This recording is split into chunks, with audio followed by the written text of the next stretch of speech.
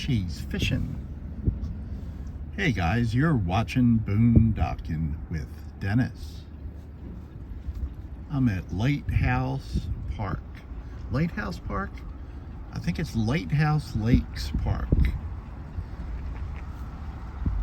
It's on a little stretch of sand between Aransas Pass, Texas and Port Aransas, Texas. Pretty good breeze blowing, so let me reposition my hand here. See if I can block some of the wind from getting into my microphone. There was a time where I had exterior microphones and wireless microphones, and I found them to be much more trouble and expense than they were worth. They would work great for a couple weeks, and then the next time you would go to use them, things would just be dead. This is the little stretch of water we're looking at that will take you from Con Brown Harbor in Aransas Pass up to the Corpus Christi Ship Channel and Aransas Bay and out to the Gulf of Mexico if you so desire. You know, I made a joke the other day about corduroy pillowcases. The punchline was something about headlines. And I remember 1978.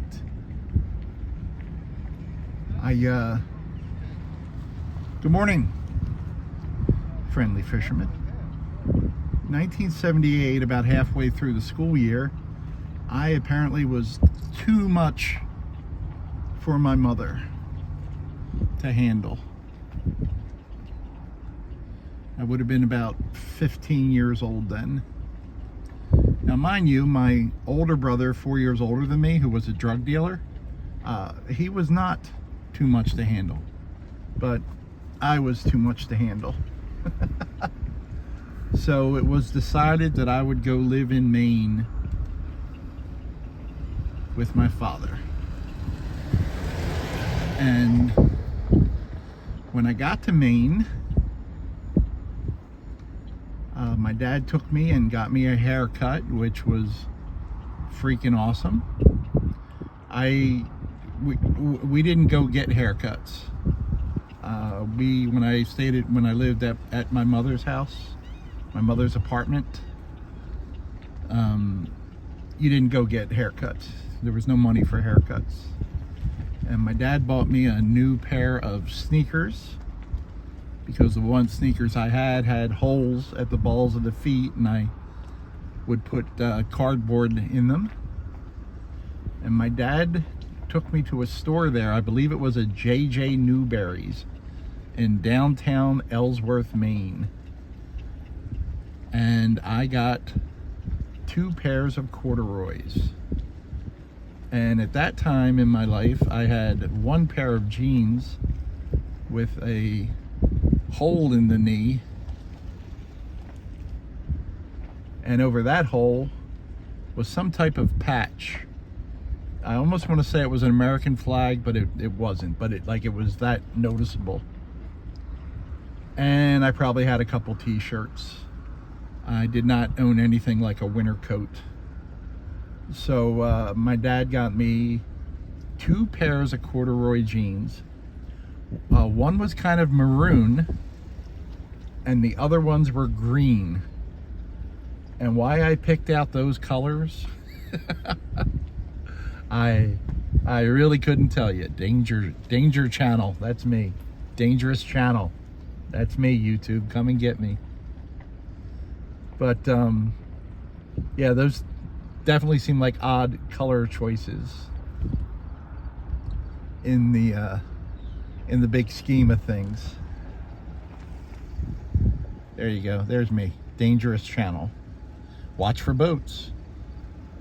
Life jackets required for every person on the boat. That's a general rule, right? It is kind of hazy today. And I don't remember what shirts I got or anything like that, but that was like a big deal to me, to have new clothes. And of course, probably the only time in my life that I ever had corduroys, 1978. I can't imagine why I wasn't fighting the girls off with a stick in my brand new maroon or green corduroys, but apparently they were able to control themselves.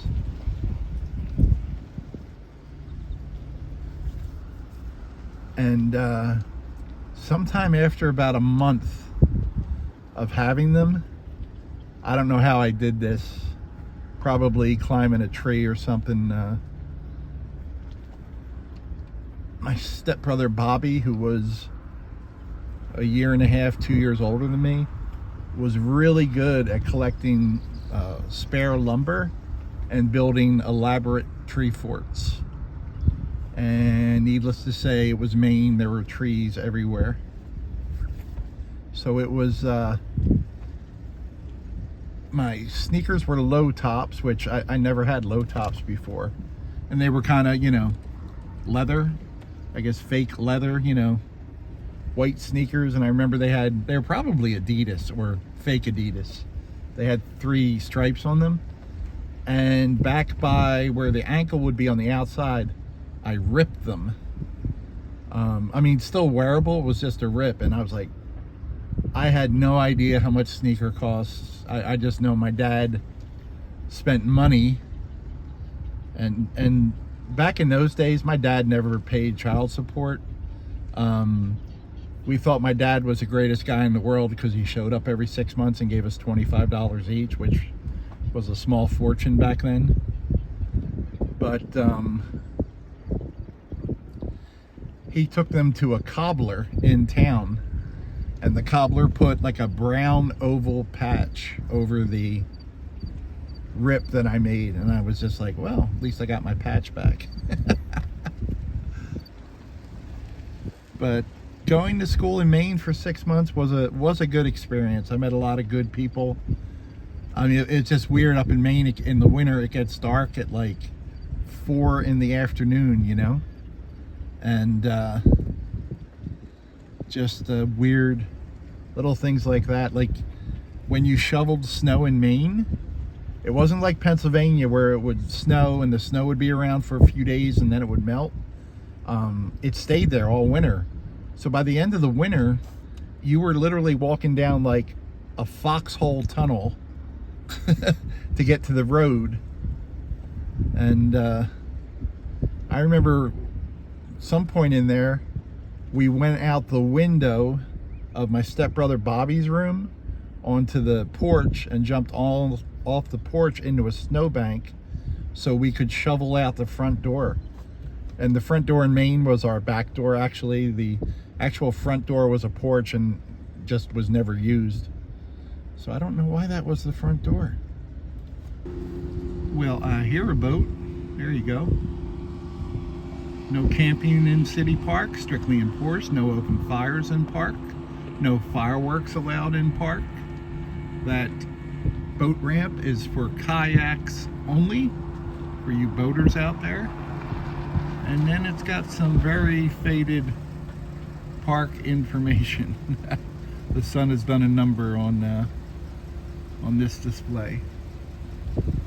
But I even went and got a joke from Siri today. Siri said, "The bad news is I broke my umbrella. The good news is there's only a 50% chance of rain today." Siri is always looking on the positive. Here's a little handicap accessible fishing spot, if you will. You're right up there on the pier. I don't see any built-in seats or anything, so if you were in a wheelchair, you would have plenty of room to watch the birds and the boats and do some fishing if so desired. I had to do a little turnaround. There's the highway up there, 361. And that car going from our right to our left, that's heading towards the ferry.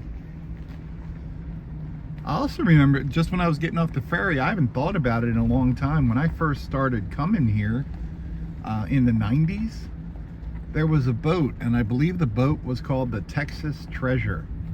and it loaded kind of right by the ferry. There's 2 roads right off the ferry, and it was a gambling boat, and you could get on it, and if I remember reading about it right, it would take you out past the, what is it, into international waters. It's at 25 miles out, and then they could gamble. There's no legal gambling in Texas other than what, the lottery and voting. Those are the only legal gambles we can take in Texas.